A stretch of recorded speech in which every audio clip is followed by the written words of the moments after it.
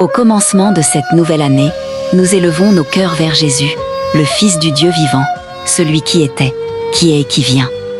Devant lui, nous déposons les 12 mois qui s'ouvrent, avec leurs promesses, leurs combats, leurs joies et leurs mystères. Seigneur Jésus, nous ne savons pas ce que cette année nous réserve.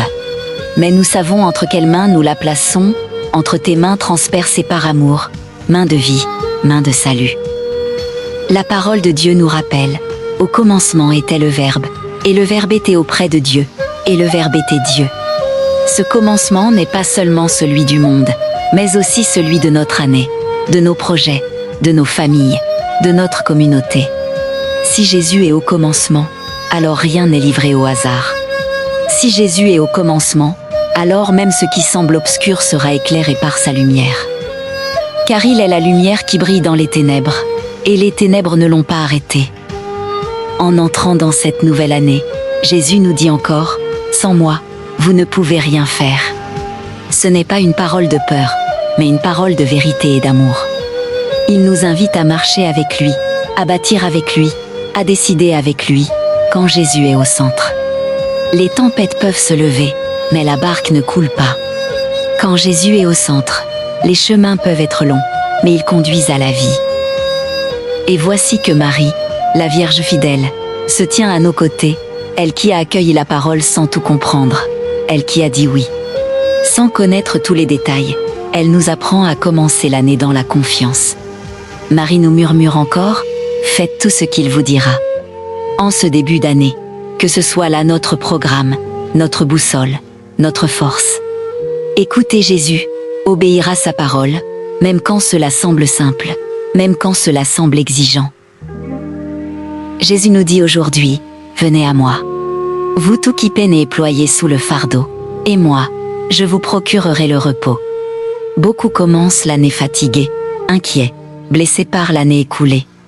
Mais le Christ ne nous demande pas d'être fort avant de venir à lui, il nous demande seulement de venir. Là où le monde exige des performances, Jésus offre la paix.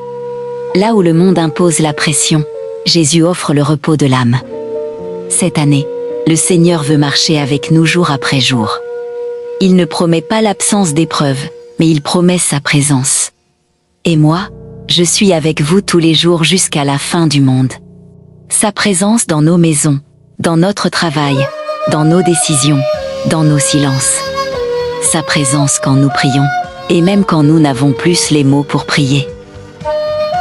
Sous le regard maternel de la Vierge Marie, nous confions cette année à la protection du ciel, qu'elle intercède pour nous afin que notre foi ne faiblisse pas, que notre espérance ne s'éteigne pas, que notre amour ne se refroidisse pas. Qu'elle nous apprenne à garder la parole dans nos cœurs et à la laisser porter du fruit au moment voulu. Jésus-Christ est le même hier, aujourd'hui et pour les siècles. Ce qu'il a fait hier, il peut encore le faire aujourd'hui. Les portes qu'il a ouvertes, personne ne peut les fermer. Les chaînes qu'il a brisées, personne ne peut les remettre.